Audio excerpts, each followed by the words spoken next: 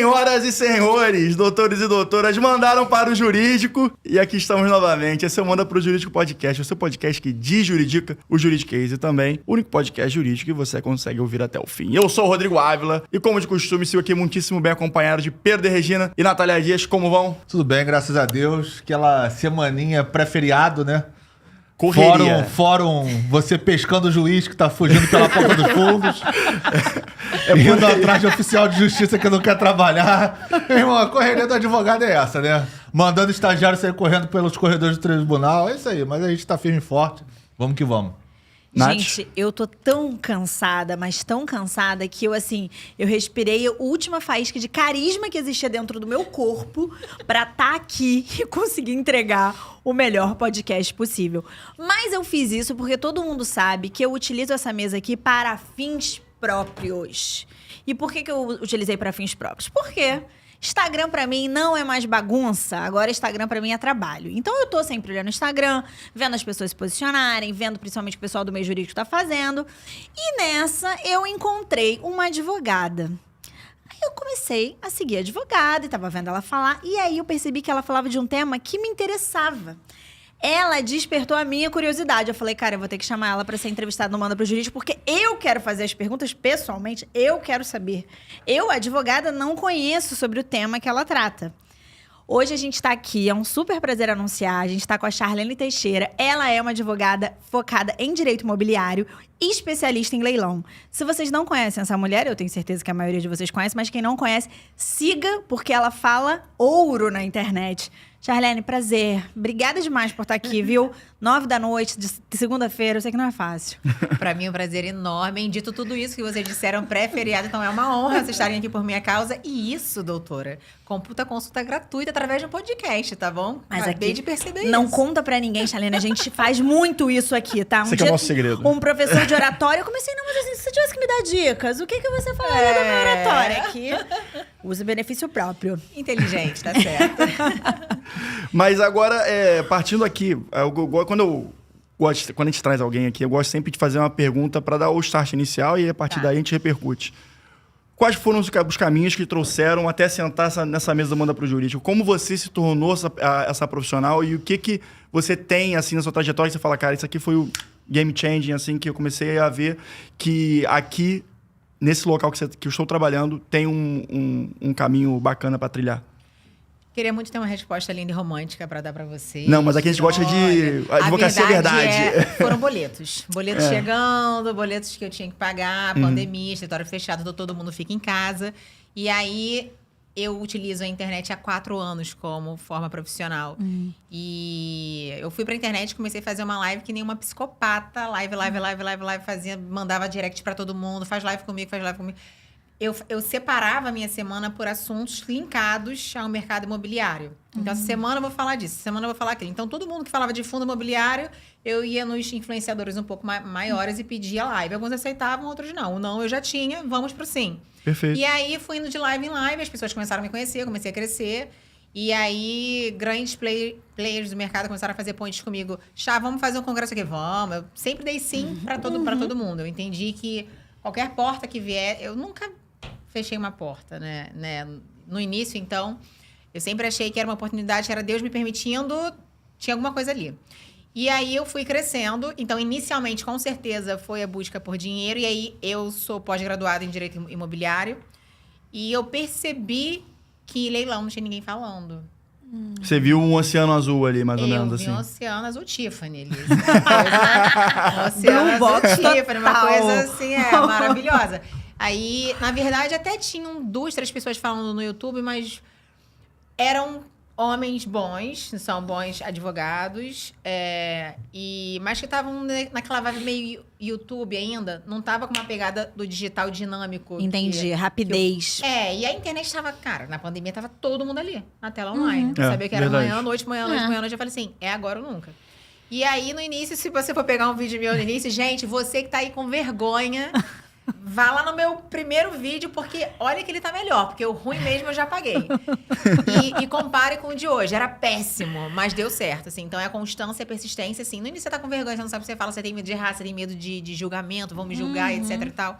E aí, essa persistência e constância foi me fazendo crescer como pessoa, crescendo no digital, entender. A gente estava conversando aqui antes de começar sobre marketing.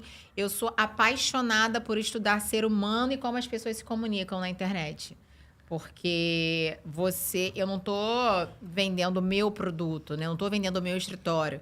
Eu sou mentora de um curso chamado MCL, Milionário com Leilão. Eu crio uma escada onde a pessoa, em 24 meses, consegue alcançar o primeiro ou o próximo milhão da vida dela, se ela já tiver feito 1 milhão na conta dela. E eu monto isso com gráficos, escalas, monto quanto ela tem que aplicar, etc e tal. Então, é uma coisa bem organizadinha. E tem um escritório que também presta assessoria para quem tem o dinheiro, mas não tem tempo. Não quer estudar, não tem saco.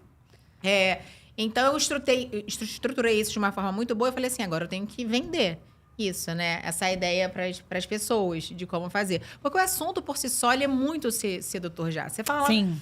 Vamos aproveitar que a gente está no local aqui, no shopping. E aí, você sabe que semana que vem a Zara vai entrar em promoção. Você não vai esperar? Então, é basicamente essa analogia que eu faço. Uma amiga minha acabou de me mandar um link de bolsas da Receita Federal que vão entrar em leilão e tal. Se você sabe que você pode achar uma casa que você quer morar, e aí eu tô falando para quem quer morar, tá? Com desconto. Óbvio que todo mundo gosta de desconto. Eu não gosto do on sale, né?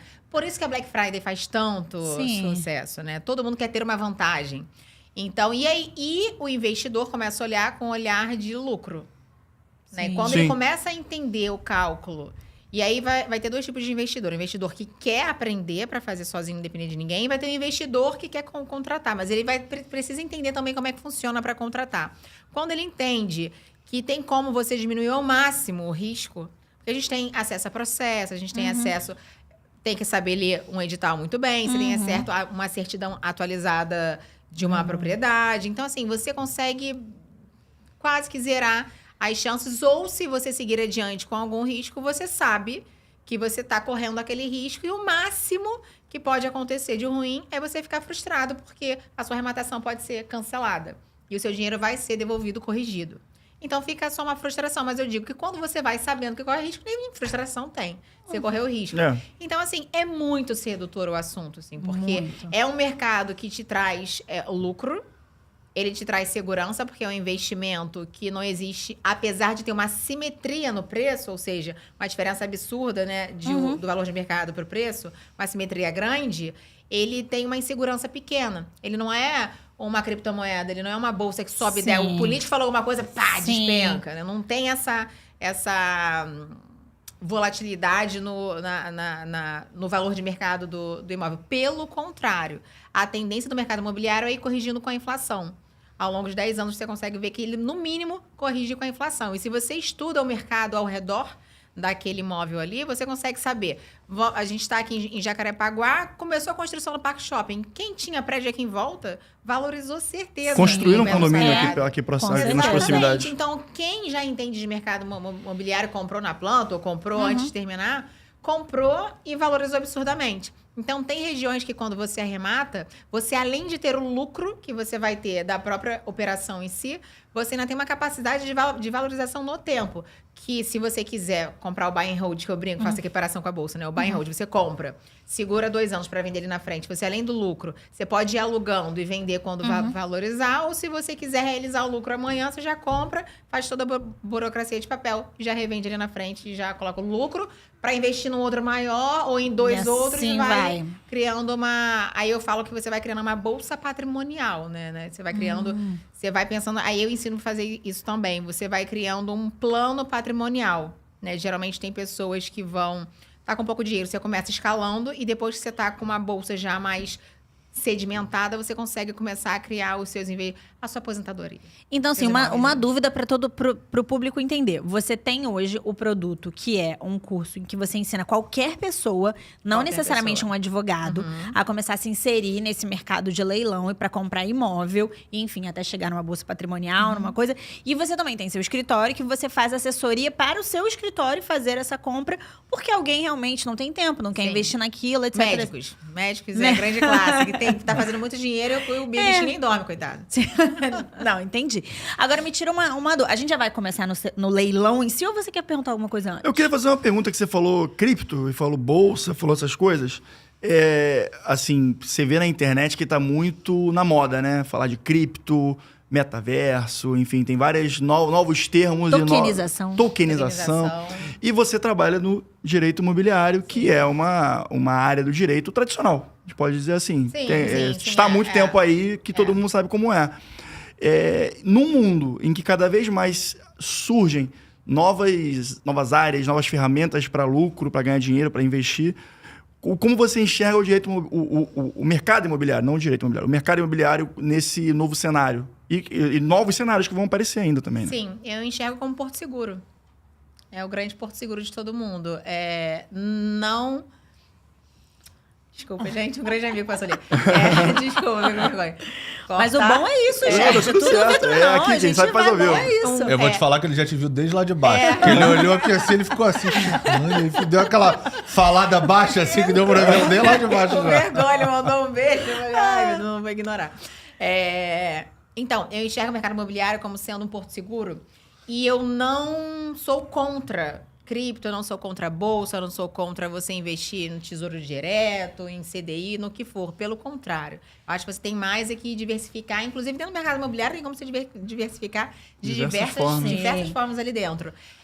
Mas o mercado imobiliário é o que vai te dar uma garantia, meu bem. Porque quando o Bitcoin despencar e você não realizou Até pra cabeça, né? Aí falam assim, eu não gosto de deixar meu capital imobilizado. Gente, que coisa pior do que você comprar que coisa pior do que você comprar uma ação ou uma cripto que ela despencou e você vai precisar esperar ela subir? Se ela não virar poeira, você vai precisar ela subir, esperar o tempo dela subir? Isso é estar imobilizado. Porque o bem imóvel, você desce um pouquinho do valor de mercado, você ajusta o preço um pouco para baixo, referente ao valor de mercado, você vende. Você não está imobilizado, você só ajusta o preço. A cripto, você senta e chora. Ou você espera o preço, ou você vai perder muito dinheiro, porque quando despenca, despenca. E eu já perdi dinheiro, assim. Eu já fui investidora de OIBR2, assim, pensa, se alguém entende aqui, vai entender como eu sou. OIBR2 O OIBR2, meu dinheiro foi embora, né? Eu nunca mais vi. Já investi em cripto que estava listada para lançamento, que a mãe do Elon Musk disse que ia dar certo, aí ficava lendo aqueles white papers lá na época e tal. Enfim, eu já tentei ir para essa área. Mas o mercado imobiliário, eu acho que é o grande porto seguro de todo mundo do mercado de investimento. Então, repetindo, não sou contra outros investimentos, mas eu sempre falo, cara, coloca no investimento que é mais arriscado o dinheiro do sorvete. O dinheiro que, se você perder, você não vai deixar de fazer o seu mercado, pagar seu plano de saúde, a escola dos seus filhos, de ter uma vida confortável, não vai fazer diferença na sua vida. Vai, arrisca. Eu acho que o ser humano, ele enriquece trabalhando. Acho que é verdade que a gente enriquece trabalhando. E uma pessoa ou outra dá uma sorte, dá uma bolada de conseguir fazer a coisa na hora certa. Quem comprou cripto lá atrás cripto não, quem comprou Bitcoin lá atrás e conseguiu vender no momento de alta, fez muito dinheiro. Ficou milionário.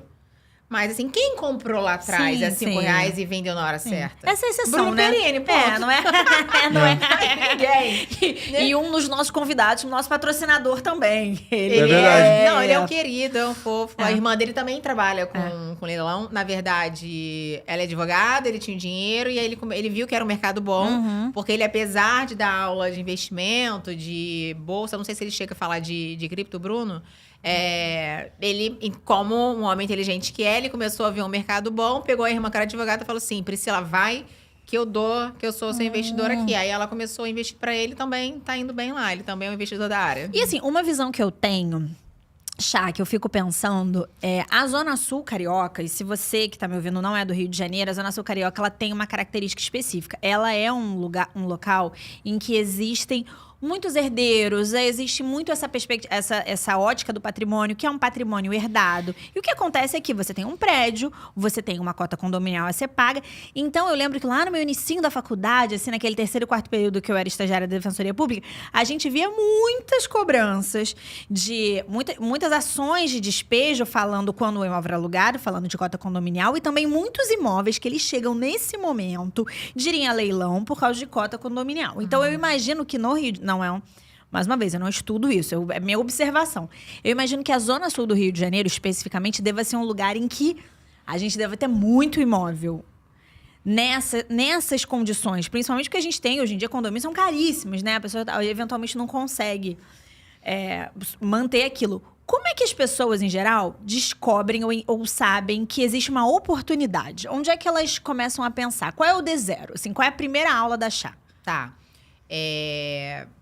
Antes de começar a falar o D0, eu vou passar uma informação que é importante. O Rio conseguiu superar o primeiro estado, que era São Paulo, com o maior número de imóveis em leilão. Ele superou. E olha que, geograficamente, ele é a metade ou menos da metade, né? Em tamanho. Caramba! E superou. Juntando judicial e extra, né? Sim, a gente tem Vou explicar o que é um leilão, tá, gente? Então, vamos uma aula bem rasinha aqui para vocês entenderem. O leilão, ele é a solução de um conflito. Ele nasce porque existe uma relação de um credor com devedor, e aí pode ser tanto no judicial quanto no extrajudicial. Esquece leilão particular, esquece aquele leilão do Neymar, de camiseta. Não tô falando daquilo ali, aquilo ali é outra coisa. Tô falando leilão de dívida aqui. Então, existe um credor e um devedor, e esse devedor, infelizmente, ele não consegue pagar a dívida dele. Então, o juiz da vara de execução vai executar algum bem desse devedor, e geralmente é um bem imóvel, porque é mais seguro, porque a moto, ele some com a moto, ele quebra a moto, ele fala que foi assaltado, a joia some. Então, o bem imóvel tem como você arrancar do chão e sair, botar lá atrás e levar, né? Então, o juiz, geralmente, quando a pessoa tem um bem imóvel, executa um bem imóvel para garantir esse credor aqui. Então, vamos desmistificar que esse cara que está aqui perdendo a casa dele é um tadinho.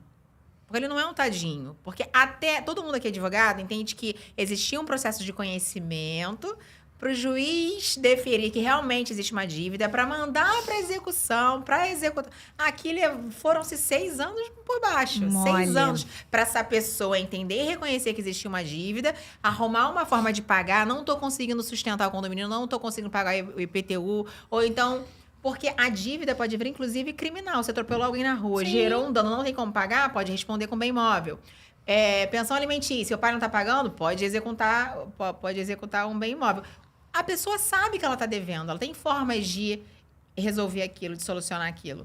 Então, existiu todo um caminho para isso acontecer, e ela quis chegar aos finais, né? Assim, as vias de fato ali de perder o imóvel, um desconto que eu acho uma ignorância, no melhor sentido da palavra, de ignorar o processo. Eu acredito que muitos ignorem mesmo. Por quê? Ao invés de ela tentar vender um pouco mais baixo para ganhar uma liquidez, uma liquidez mais baixa, ok, mas uma velocidade para vender, pagar, ainda sobrar um dinheirinho para seguir a vida, ela não faz isso. Ela deixa o imóvel ir para leilão, vai com 50% de desconto ou mais, ou o desconto que o juiz determinar, porque em leilão judicial, quem determina o desconto da segunda praça é o juiz. E, cara, pode não sobrar nada, vai pagar as dívidas e não sobra nada. Então, o leilão nasce justamente porque existe uma relação, uma ponte de uma dívida. Você que é o terceiro interessado. E essa pessoa que está aqui, o credor, pode ser uma outra família, que tem conta para pagar, tem luz, tem escola, tem plano de saúde. O cara está precisando, ele fez a parte dele. Ele tem que receber. Aí estamos pensando em pessoa física. Ah, Chá, mas e se for uma empresa riquíssima? Olha só, se for uma empresa que começar a criar, fomentar uma cultura de não receber dos devedores dela, ela vai quebrar.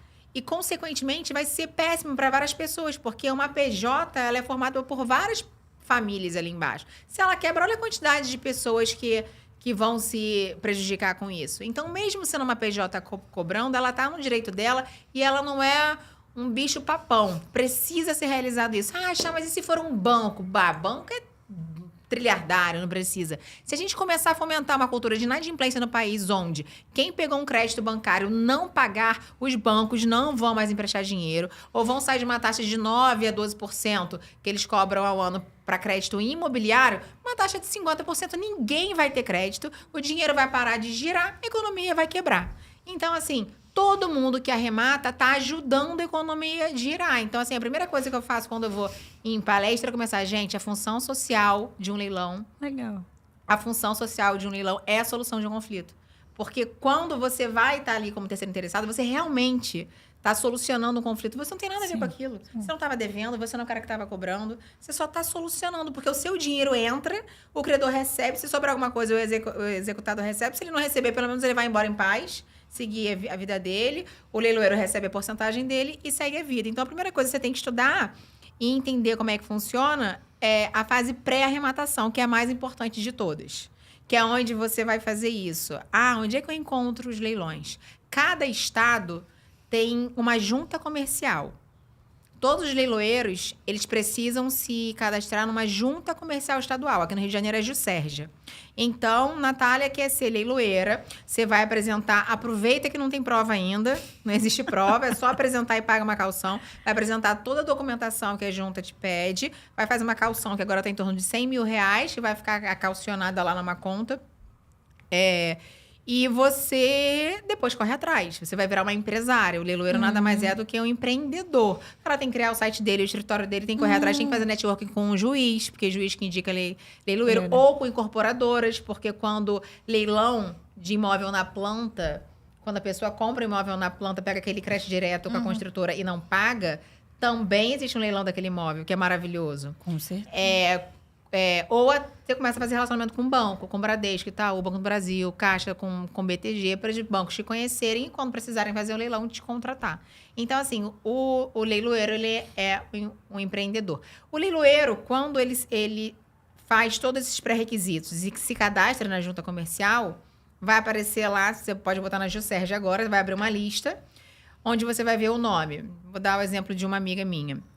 Bianca Paz, aqui do Rio de Janeiro. Aí vai ter lá o e-mail dela, o telefone dela, tudo certinho. E até a data de vencimento que ela está habilitada para trabalhar. Porque ela tem que ficar fazendo uma renovação. Então, se eu jogar leilão de imóvel no Rio de Janeiro, eu encontro vários sites, inclusive de escritórios que estão pescando cliente ali. Aí o escritório vai botar o leilão, não vai te falar qual é a fonte, porque ele quer que você contrate ele para fazer. Então, mais corre risco de você cair em site falso. Por isso que eu ensino para vocês entrarem nas juntas comerciais e conferirem se aquele leiloeiro realmente existe e está habilitado. E outra, se o site, porque pode até existir, vou dar esse exemplo que eu dei da Bianca, você pode até entrar no site, Bianca, eu ouvi a Chá falar no podcast que ela existe, então tá bom, o site aqui. Não. Porque pode ser um site frio fingindo ser a Bianca. Para captação de dados. Exatamente. Ou faz o leilão, você faz a TED. Pior ainda. E a pessoa some de um imóvel. Isso deve ser bem comum hoje em dia, né? Então, assim, caramba, verdade. Liga para o leiloeiro, ou então confere na junta comercial para você fazer. Então, mesmo você dando um Google, é uma coisa mais fácil do mundo caçar imóvel dando Google, faz essa conferência tanto no Tribunal de Justiça, que eles são cadastrados, na junta comercial. E nos leilões extrajudiciais, os sites dos bancos vão ter uma listagem lá que você consegue encontrar os imóveis que estão à disposição, que são os imóveis licitação aberta, venda online e venda direta. Só isso que a Chá falou, eu tenho 200 milhões de perguntas, mas eu vou me conter aqui porque, enfim, tô uma mulher contida. Uma pergunta que eu tenho, na verdade, não é só pra ela, é pra todo mundo. Quando você começou o seu pitch, você começou falando sobre a função social do leilão. Então, de alguma forma, você tem alguma audiência que fala, poxa, mas a pessoa vai perder aquele imóvel. Então, entendi na sua fala que existe um público que... Diariamente eu recebo pancada na internet, por isso que loucura, né? E aí vem a minha pergunta de fato, que não é só pra Chá, é pra todos os dois aqui que também trabalham com direito. Vocês acham que hoje o nosso Código de Processo Civil, a nossa estrutura judiciária, ela é uma estrutura que não beneficia, não é nem não beneficia o termo, que ela, de alguma forma, coloca o credor um pouco em vantagem? Você acha que o nosso processo civil, de alguma forma, ele dificulta o credor a conseguir satisfazer uma execução? Não, acho que não. Acho que desde o Código de Processo Civil de 2015 tiveram várias alterações que possibilitaram e ajudaram a solução do crédito, a realização do crédito do leilão. Por exemplo, do mais básico, desde um leilão eletrônico, que é preferencialmente hoje executado no judiciário, que antigamente você tinha que afixar edital no fórum, só podia ser presencial. Cara, era um saco. Quem viveu essa época sabe que era ficar cheio de papelzinho dentro do fórum pra falar leilão, os caras te abordando no meio do corredor do Tribunal de Justiça pra poder fazer o leilão, fecha comigo. Porque assim, quem indica o leiloeiro é o exequente. Cabe ao juiz nomear ou não a indicação do exequente, que é a pessoa que está ali executando, é o credor, né? Que está ali executando aquele crédito efetivamente. Aí o exequente, o credor lá, indica quem ele quer ser o leiloeiro, por exemplo, a amiga dela, por exemplo, legal, ela me deu uma indicação, vou indicá-la, se ela tiver outra vez, cadastrada lá, tudo que ela falou. Sim. Cadastrada no Tribunal de Justiça, na Juscerja, são mecanismos que você consegue ver se a pessoa está habilitada para exercer aquela atividade dela. E aí você apresenta para o juiz e o juízo vai determinar se ele aceita ou não aquela nomeação. Geralmente, se tiver nos moldes legais, eu acho muito difícil o juiz não aceitar. E aí você executa. E aí, ela falou várias coisas aqui, né? Mas vou tentar dar uma resumida. Uma coisa que também é muito legal é porque, assim, quando você não tem a solução extrajudicial, ainda que você possa fazer um leilão extrajudicial, existem meios que você pode tentar compor aquela sua dívida com o seu credor, né? Sim. Então, uma coisa que é dito e feito é assim, entrou pro processo judicial, você vai ter que pagar, é a taxa de leiloeiro, mas 5% aí mais ou menos que é cobrado. Então, os 5% ali, você já vai morrer daquela dívida. Ou seja, se você tinha 100 mil reais a receber, ou o seu patrimônio vale 100, tu já pode tirar aí pelo menos os 5 mil reais, porque você já vai ser cobrado. O arrematante que paga a taxa do leiloeiro. Exatamente. Então, assim, já vai ser descontado a dívida, que não tem como fugir, e mais as custas processuais, que naturalmente um advogado vai ter que te representar, enfim. Então, assim, só esse pacote, se você tentar negociar cara a cara com o seu credor, você já consegue minimamente fazer algum tipo de abono nessas despesas processuais que naturalmente você vai ter. Fora o tempo todo que vai tomar desgaste seu, desgaste de contraparte, e até você conseguir efetivamente executar. O processo de leilão, querendo ou não, tipo, para o devedor, ele é algo penoso, porque todo mundo sabe que você está com um bem leiloado, a pessoa fica ali naquela questão. É um negócio meio, assim, a gente vê muito, assim, questão do devedor meio envergonhado de estar com uma... Então, assim, se você fizer um acordo direto com a pessoa, com o devedor, é sempre melhor. E é o que a gente sempre fala aqui, e com certeza você vai concordar, é sempre chamar um escritório especializado para poder assessorar. Sim. Ainda que você não vá judicialmente, contrata um escritório para você não cair num golpe de um leiloeiro falso, para você não ser enrolado na transação, para você cumprir os requisitos de uma transação. Que quer fazer dinheiro, não sabe o que tá fazendo, e aparece muito rasgo de taxa lá. E doutora, eu falei, caraca, aí... O cara já embolou tudo, fez o que tinha que fazer. Então, não basta ser... Eu tenho grandes amigos do Brasil inteiro que não são advogados e sabem muito mais que um advogado. Sim. Porque é muito mais importante você entender do assunto de leilão, porque a parte processual é importante. É importante na hora de você entrar com emissão na posse, reiteração de posse, na fase pré-arrematação para analisar o processo, ver certas coisas que cada vez está ficando mais fácil. A gente teve agora dia 30 de outubro do ano passado, o marco legal das garantias que facilitou mais ainda os processos no cartório, a gente vai conseguir executar hipoteca em cartório, agora vai hipoteca, ninguém usa mais hipoteca, mas agora vai usar. Porque agora, como a gente pode executar em cartório, todas as hipotecas pretéritas, você tem condições de colocar um aditivo na hipoteca, reativar ela e executá-la em cartório. Olha a quantidade de imóvel que vai vir para serem executados agora. E assim como a alienação fiduciária também, assim como a adjudicação, assim como 300 outras coisas, graças a Deus, a gente está tornando extrajudicial para desafogar o judiciário. Assim, a gente reclama que demora anos, mas assim, é pouco juiz para muita coisa. É muita gente entrando por pouca coisa. É muita gente que podia sentar numa mesa e conversar e solucionar e vai lá e briga, porque a questão é terapia, gente. Vai fazer terapia. Entendeu? É um problema de ego ali. Isso é verdade. Você sentasse e você resolvia. Vocês estão falando, a Chá falou de cartório, o Pedro falou vários artifícios processuais que você pode utilizar num processo, custo que você tem que pagar. Ou seja, falou de custo. Sim. E negociais também, né?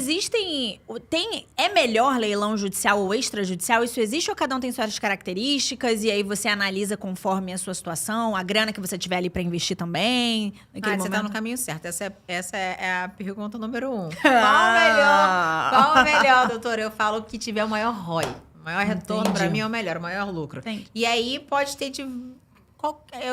correr atrás. Porque o banco...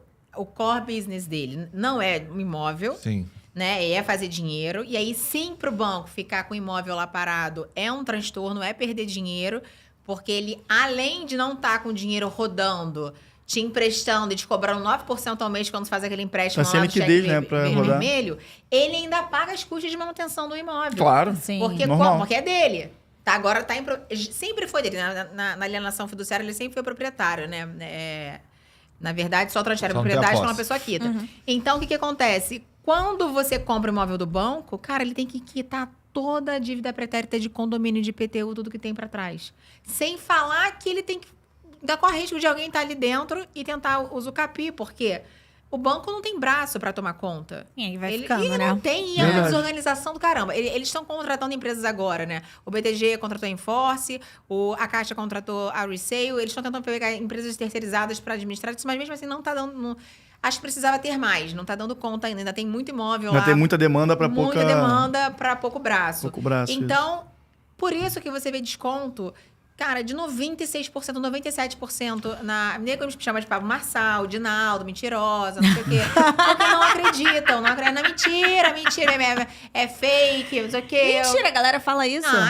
Eu brinco com isso. Eu pego e posto. E uma Entendi. aposta a pessoa que falou. Você falou, já que meu Instagram é público, você tá me ofendendo de forma pública, eu vou te expor de forma pública, justo. ponto. Justo. Então, E aí eu coloco e fico rindo, assim, porque eu falo, cara, como as pessoas deixam de ter acesso a isso por pura ignorância de ignorar o assunto mesmo. Sim. E por que chega nesse extremo? Porque o banco passou pelo primeiro leilão de SFI e segundo leilão de SFI, que é quando ele precisa cumprir a lei de alienação fiduciária. Tem uma lei que diz que quando você não paga o banco, você pegou um crédito imobiliário com o banco, você foi lá, atrasou 3 meses, regra geral, que está no contrato 3 meses, o banco vai lá e te envia uma notificação via cartório avisando, fulano, você está me devendo, você tem 15 dias úteis para me pagar todos os 3 meses pretéritos com juros. A pessoa não paga, o banco tem 30 dias para levar o seu imóvel em leilão. Então, na teoria, é muito rápido essa movimentação do banco aqui.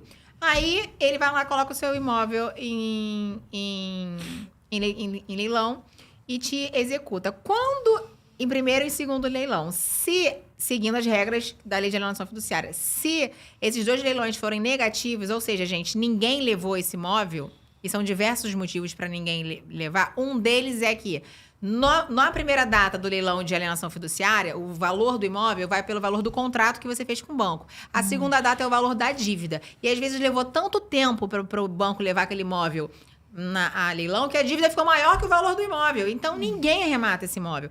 Aí, o banco dá a quitação para a pessoa, eu te liberto da sua carta de alforria, mas o imóvel é meu. E quando eu vender, o dinheiro é meu. Não interessa o quanto você já pagou desse imóvel.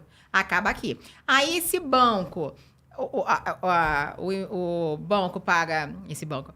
Aí, o banco paga o ITBI, consolida a propriedade, faz tudo certinho. Coloca isso lá dentro da PJ dele e esse imóvel é do banco agora. Aí ele primeiro coloca a licitação aberta, que ainda tem um leiloeiro que ainda recebe uma porcentagem. Não saiu aqui, ele leva para venda online, que está lá no site do banco, que existe um reloginho de 3 dias girando uma contagem regressiva. E quando não sai em venda online, o banco já está arrancando o cabelo, desespero, meu Deus, que é a venda direta, que são os maiores descontos. Que aí você vê esses descontos absurdos de venda direta.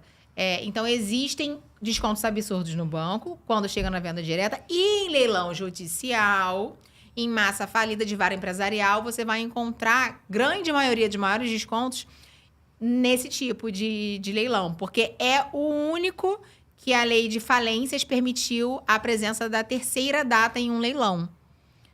Por quê? Porque quando uma empresa pede uma RJ e vai à falência... enfim, e não consegue se recuperar, para pensar, existem vários sócios, então tem que citar uma pancada de gente, no meio do caminho morre, aí abre inventário, vai filho, não sei o quê, são processos que levavam 18, 20 anos para acontecer.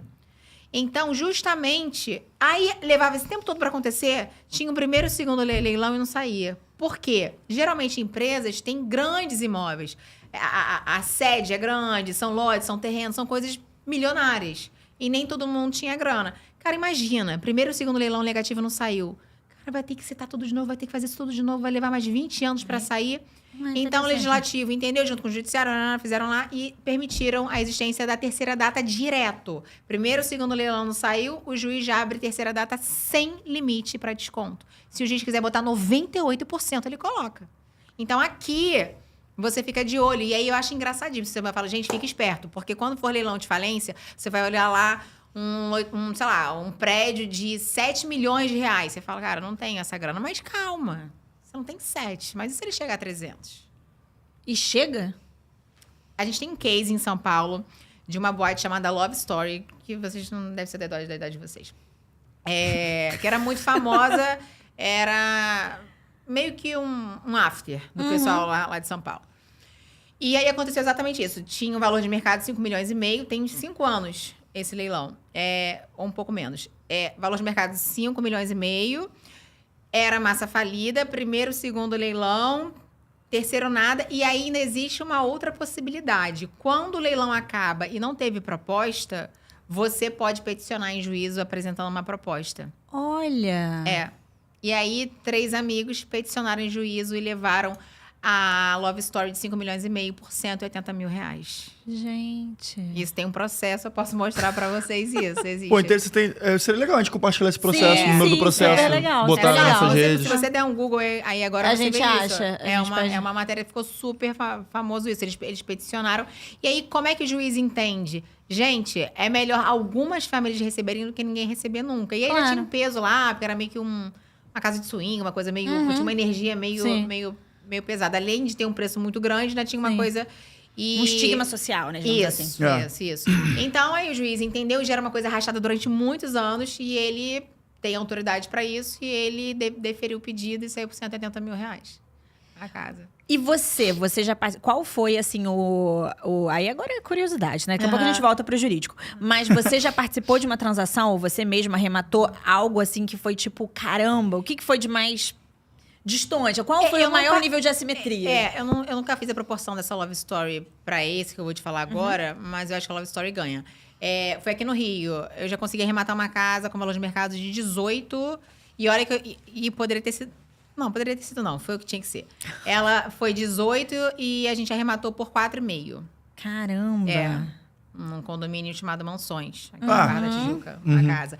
E foi em primeira data, ou seja, foi preço de valor de mercado. Entendi. Porque o que aconteceu? Na primeira data, já estava subavaliada. Já estava um valor bem abaixo. Sim. E eu pensei assim, cara, se for para a segunda data por 2,5, o Rio de Janeiro inteiro tá de olho. Pô, uma Sim. casa no Mansões por 2,5 milhões, tá de graça ali, né? Então, aí eu pensei, vamos levar em primeira e à vista. Por quê? O lance à vista ele se sobressai ele tem preferência sobre o parcelado. E foi dito É um e critério feito. de desempate, digamos assim. Lógico. Porque qual é o raciocínio do juiz? Cara, Isso é eu legal, essa é uma informação sempre- importante. Eu sempre vou dar preferência pro lance à vista, porque é meio lógico, o dinheiro já Claro. solucionou Sim. ali. Vai que eu parcelo e eu crio um outro cria tô outra lá no dívida em meio do cima da caminho, dívida, não claro. pagou, Essa é a regra não da vida. pagou. Dinheiro agora é melhor que dinheiro Exatamente. depois. Exatamente. Independente. Então, mesmo que o parcelamento seja um pouco acima, o juiz vai dar preferência ao lance à vista. E uma dúvida, gente, eu tô cheia de dúvida, vocês vão falando aí. Não, eu vou comentando em cima. Você pode... Os bancos, e eu tô perguntando, não faço a menor ideia. Os bancos, eles concedem financiamento para arrematar imóvel em leilão?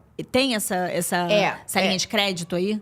Então, o leilão judicial, ele é previsto pelo Código de Processo Civil um parcelamento. O próprio CPC já prevê isso. Você dá 25% de entrada, que na realidade vai acabar sendo 30%. Você tem que estar preparado para dar 25% de entrada Mais e os 5% do leiloeiro no ato. Então, você tem que ter 30% disponível lá. E mais 30 parcelas para frente. Existe essa possibilidade que você tem que apresentar essa proposta até a data do primeiro e do segundo leilão. Você Que pode foi o apresentar... parcelamento, inclusive, que veio no Código de Processo Civil atual, Sim. que veio de uma construção jurisprudencial, inclusive, que não tinha no Perfeito. Código antigo. E a intenção disso era justamente fazer girar a economia, porque nem todo mundo tinha o cash para dar lá à vista. E eles começaram a pensar, se a gente começar a botar um parcelamento, vai sair mais fácil os imóveis em leilão aqui. Mas mantiveram esse raciocínio do à vista levar em prol do parcelamento. Você tem que apresentar isso para o leiloeiro antes da data do primeiro e do segundo leilão. Você apresentou lá. Tá lá. Ninguém deu lance à vista, é seu.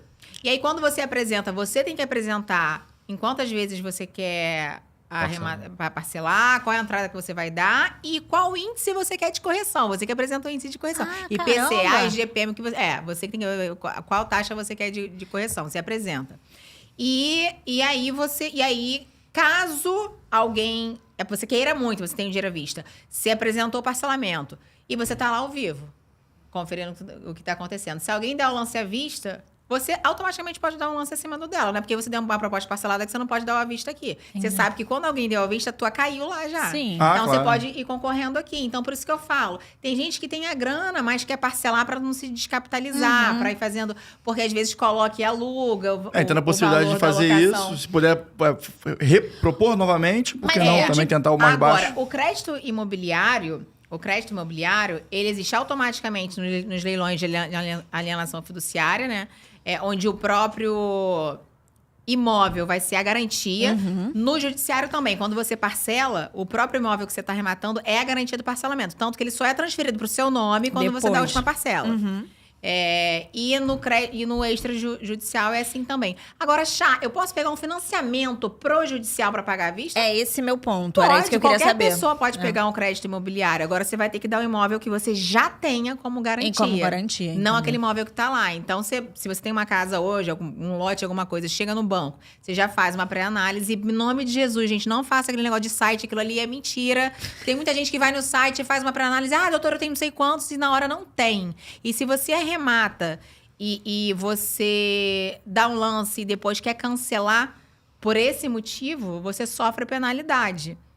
Você perde o dinheiro que você colocou, a taxa de leiloeiro não é devolvida e você não fica dependendo do juiz 1 ano sem poder participar de qualquer leilão daquela vara ali. Então, assim, você vai sofrer uma penalidade. Mas o banco, não.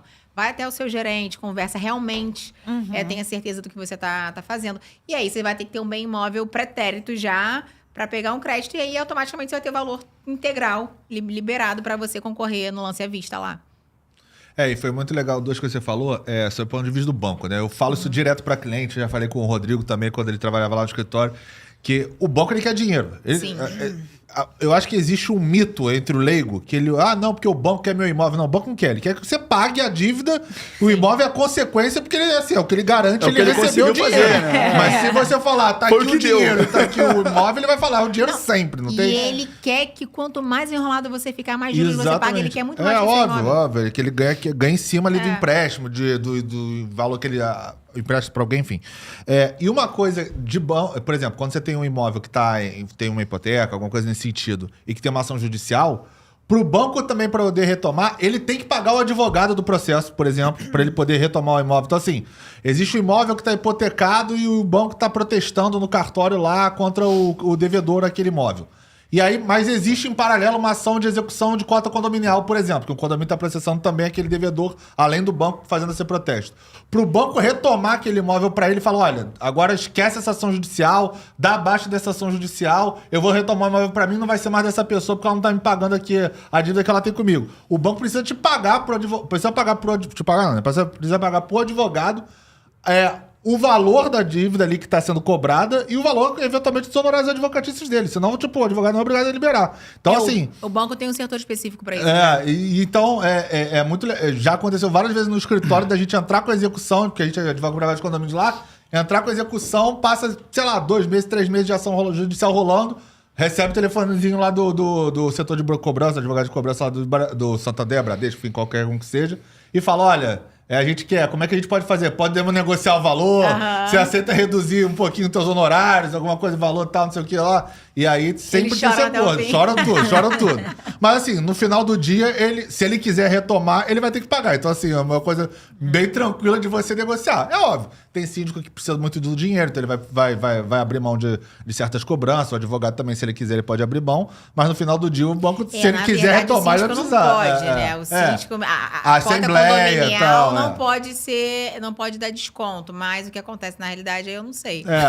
Ele não pode, né? Juros, multas, às vezes abona. Mas, assim, o que a gente recomenda lá no escritório, por exemplo, convoca a assembleia. Aí se a assembleia já autorizar... O que acontece? Isso você tá falando é muito interessante. O mesmo imóvel pode estar respondendo por vários. Sim. O cara, quando quebra, ele quebrou em todos os dívida gerais da de vida pensão, dele. você também falou. O cara quebrou, tudo, então o cara parou de pagar o condomínio, o cara parou de pagar a funcionária da empresa, o cara não tá pagando pensão, o cara não tá pagando nada. E existe ali uma preferência dos credores na hora de receber. Então, e às vezes é um leilão de direito, porque assim, o imóvel nem é do cara ainda. O cara pegou empréstimo, pegou um crédito no banco, o imóvel não é do banco, ele pagou, sei lá, 60% do imóvel, aí o condomínio tá executando os direitos sobre o imóvel, porque ele só tem 60%, ele não tem o imóvel ainda. Aí o condomínio vai lá e executa o senhor Joãozinho, desculpa, senhor João, nada pessoal, só um nome fictício. Mévio, vai lá e executa o Mévio, melhor, vai lá e executa o Mévio, prévio.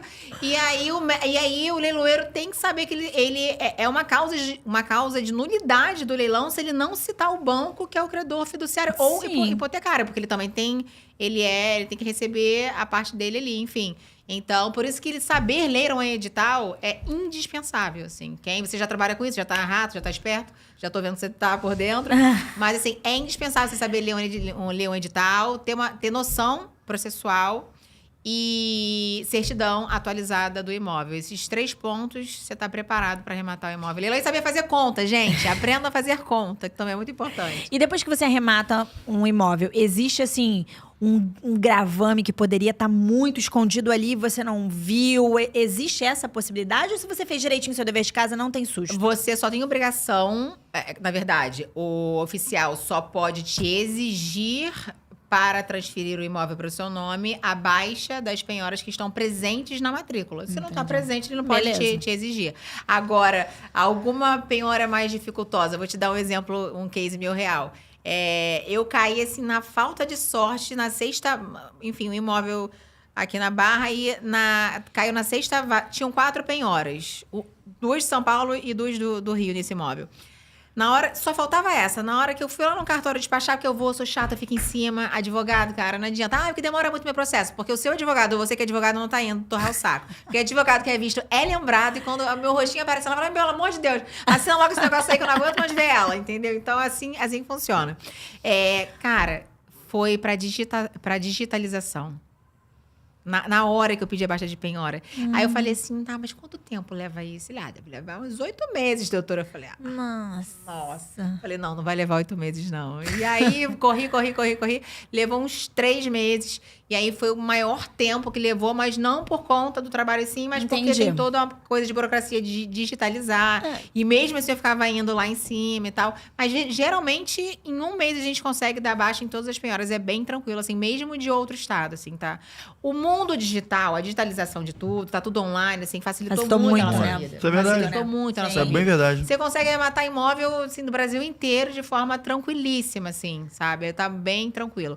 A única coisa que eu falo como sendo indispensável também de arrematar é você conhecer o local antes de arrematar. E aí eu tô falando que você vai entrar no imóvel? Não. 99,7% dos imóveis você não consegue ver como está por dentro. Mas o que eu tô falando? É o local mesmo. Ao redor. Porque o edital pode falar que tá ocupado e tá desocupado, o edital pode falar que tá desocupado e tá ocupado, você não sabe. Isso vai fazer diferença na sua conta no final.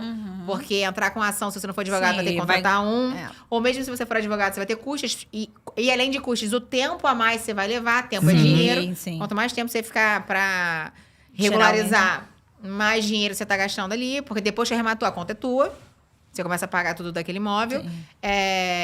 Entender como é que tá, de fato, a região ao redor, se tá uma região cuidada, se não, surge um mega de um shopping maravilhoso desse que vai elevar o preço, ou você tá saindo de uma comunidade que vai derrubar o preço, que corre o risco de alguma coisa, tá com uma obra pública que vai levar 2 anos, fala, cara, vai ficar 2 anos até esse negócio acabar aqui, são coisas que influenciam. Tem um baile funk, do lado nada contra baile funk, gente, mas para um senhorzinho, para quem tem bebê em casa, não vai comprar. Então, assim, são coisas que influenciam. Se tem muita circulação, se tem transporte fácil, se tem... São coisas básicas que você identifica. Mas, cara, tá lá em Recife. Eu já paguei Uber pra fazer a diligência pra mim. Filma aí pra mim.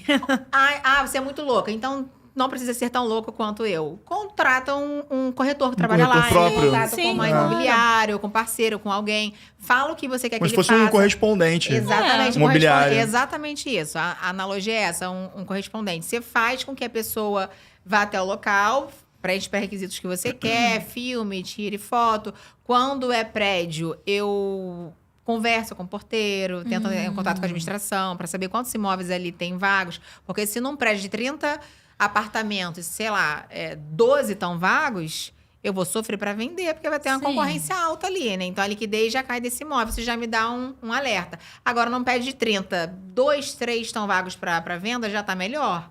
Então, são informações que parecem poucas, mas influenciam na hora de você entender a velocidade de venda desse imóvel. Porque imóvel não vende por ajuste de preço. Se a gente jogar lá no pé, ele vende. A gente não quer jogar lá no pé. A gente quer manter mais ou menos ali, um pouquinho abaixo da faixa de mercado. Porque eu quero velocidade na hora de vender. Então, se o imóvel vale 350 mil, eu vou chegar uns 310. Ele vai chamar atenção ali no site e eu vou ter... Eu já calculei, eu tenho uma margem para isso antes. Por isso eu tô falando, aprende a fazer os cálculos de custos que você vai ter, que gira em torno de custa fixo mais variável, mais ou menos em torno de 15%, que aí eu somo 5% do leiloeiro, 3% de TBI no município do Rio, mais 2% de custo de cartório, mais os 5% que a gente faz de manutenção, que eu digo... E aí você consegue fazer esse cálculo por metro quadrado do imóvel, dependendo do bairro também, da região, né? Quanto você vai gastar? Porque como o imóvel tem que estar para você revender? Gente, funcional. Limpo, parede branca e parte hidráulica e elétrica funcionando. Ponto. Para revender é isso. Não precisa nada mais do que isso. Vou alugar. Aí você vai ter que investir mais tempo e dinheiro naquilo ali, porque geralmente para alugar você vai tornar o local mais agradável, mais aconchegante. Até para você cobrar mais caro de aluguel. Exato. Exatamente. A gente fazia uma época que teve aquele boom imobiliário aqui no Brasil, a gente fazia muito porque a gente advoga o consulado britânico e americano, né? E aí a gente fazia, os gringos vinham muito pra cá pra comprar imóvel. Malucos. E aí tinha direto, assim, a gente fez, assim, assessorava eles pra comprar imóvel em leilão, aí eles faziam um retrofitzinho, assim, básico, e aí revendiam. Então, assim, o que você fala de investir em imóvel é um dinheiro... Certo nada mas, assim, é mais certo dos investimentos... Cara, eu super concordo. Eu falava isso aqui pra eles direto, inclusive. Cara, o imóvel tá ali, é concreto. A cripto é uma parada que existe, tá aí. O dinheiro também, a ação, hoje tá alta, amanhã tá baixa. Assim, é muito mais volátil. O imóvel é isso, assim. Você não perde, tá ali um negócio concreto. Qualquer coisa você baixa o valor, você consegue liquidar, você consegue vender. Então, é um investimento. E no Rio de Janeiro, especialmente aí, Zona Sul e Barra... Cara, a tendência é sempre estar aumentando. Né? Então, assim, o aumento de valores... Você compra imóvel hoje, sei lá... R$1 milhão. Daqui a 3 anos ele não vai estar valendo 1 milhão, vai estar valendo 1 milhão e pouquinho já. Mesmo que o imóvel tenha se deteriorado com o tempo, alguma coisa assim. Sim. Mas mesmo assim ele sofre uma valorização natural do mercado imobiliário do Rio de Janeiro. No mínimo ele acompanha. No No mínimo ele acompanha índice de inflação. No mínimo, Então, assim, eu acho um baita investimento. É igual eu falo, não importa se você mora de aluguel na casa do seu pai, se você tem o imóvel próprio ou não, você está dentro de um imóvel. A gente agora está dentro de um imóvel, de um grande imóvel. Né? As empresas estão no imóvel. Né? Um jogo de futebol está dentro de um imóvel. Tudo na sua vida está em torno de um imóvel. Não tem pra onde correr, gente. É uma coisa insubstituível. Todo mundo precisa morar em algum lugar, trabalhar em algum lugar. Exato. A empresa em algum lugar, a sua casa em algum lugar, a diversão é em algum lugar. Então, o imóvel é uma coisa insubstituível até que o Elon Musk crie em Marte alguma outra forma de morar. Mas eu duvido que ele não vai comprar um imóvel em Marte lá. Então, não, você tá brincando. Inclusive, já tô sabendo que já existe um direito espacial onde ele tá buscando advogados para fazer normas para moradia em Marte. Eu falei, opa, hoje me contrata que eu vou. Mas agora... agora quem já tá... Já que o Brasil tá em voga pro Elon Musk, né? Porque Brasil. Nós brasileiros... Manda um ex pra ele, nós de repente. Nós brasileiros aqui, ó. Mas agora falando em Brasil, eu queria falar sobre a Ordem dos Advogados do Brasil. Porque a Charlene, como vocês podem ver no Instagram dela, ela é presidente da comissão de leilão da OAB da Barra da Tijuca. A primeira do Brasil. A primeira... olha. Eu sou fundadora dessa comissão, olha, não ineditismo. existia. E a minha pergunta é a seguinte, agora puxando um pouco, falando menos do leilão em si, mas falando mais sobre a advocacia, agora que a gente está se encaminhando já para o nosso fim do nosso papo. Como você vive, porque se você vê alguns episódios nossos, muitos, a gente sempre tem críticas muito severas à OAB sobre tem várias coisas, inclusive sobre marketing digital para advogado, claro, respeitando os limites, etc. Mas a gente entende que é um comportamento um pouco conservador ainda perante a dinâmica da advocacia hoje em dia. Como é para você estar presente na OAB e, ao mesmo tempo, ser uma pessoa super ativa no digital? Existe alguma resistência? Ou é algo que... Ou você, sabendo disso, você queria lá justamente para lutar para essa flexibilização maior? Como você observa isso tudo lá de dentro, inclusive? A minha OAB é a OAB da Barra, né? A minha casa do advogado é a OAB da, a minha da também. Barra. É lá também. Foi o que eu falei. No início da pandemia, eu tomei algumas pancadinhas, algumas denúncias lá dentro da OAB. E eles entenderam muito bem e hoje eles são muito gratos.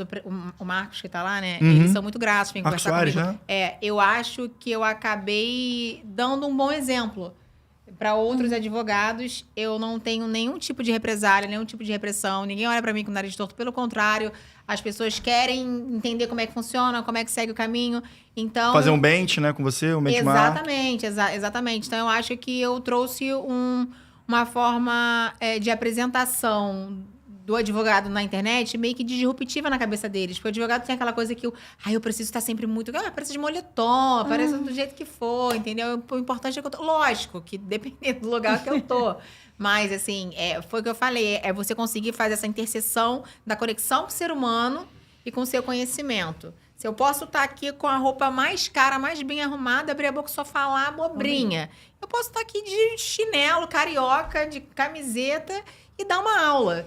Então, a gente tem que ter um equilíbrio disso, assim, ali na internet. Então, eu acho que eu consegui quebrar muito paradigma lá dentro da ordem. Eles foram depois nunca representaram nada contra mim, sempre afastaram os processos e tal, não problema nenhum. Quando me chamavam para conversar, eu apresentava oralmente, fazia minha sustentação oral lá, dizendo que, aí eu explicava, gente, olha só, o caminho é esse, não tem mais volta. Por mais que a gente volte pro híbrido, pro presencial, que eu acho super saudável também, que a gente só em casa fica meio louco, também acho. De casa. O híbrido, pra mim, é o melhor. O híbrido é o melhor. É o perfeito, concordo com você. O caminho é esse. Então, eu fui conversando, fui explicando de uma forma mais tranquila. E eles foram entendendo. E hoje em dia tá todo mundo fazendo assim, igual. Assim. Então, eles entenderam que o caminho é esse. E grandes escritórios quebraram e ficaram para trás porque não conseguiram entrar nesse mercado. Não tinha um jeito, não tinha um tato. Tinha um preconceito. Não, eu sou fulano de tal. Eu não vou estar na internet falando. Cara, tudo que eu não tive... Eu tive um pouquinho de vergonha no início. Mas, assim, como as contas eram maiores que a vergonha fica pra trás. E, graças a Deus, deu super certo. E é muito gratificante poder estar lá na ordem. Inclusive, amanhã eu vou ter um evento lá falando sobre o novo marco legal das garantias, que está facilitando muito a nossa vida dos leilões no extrajudicial. E acho que eu sou querida lá, eu gosto de todo mundo e graças a Deus eu pude levar o digital para dentro da OAB. Acho que foi o caminho isso é bem legal porque nós três não temos muito contato com a OAB hoje em dia e muitas vezes a gente ficava só batendo nela. Claro que por vezes a gente também... Mas eu entendo a gente dá a César o que é de César também quando tem que ser dado. Mas eu gosto de ver também a perspectiva de dentro, porque... Em geral, a gente só escuta a crítica da OAB, visto que é uma organização, né, gigantesca, nacional no Brasil, super relevante.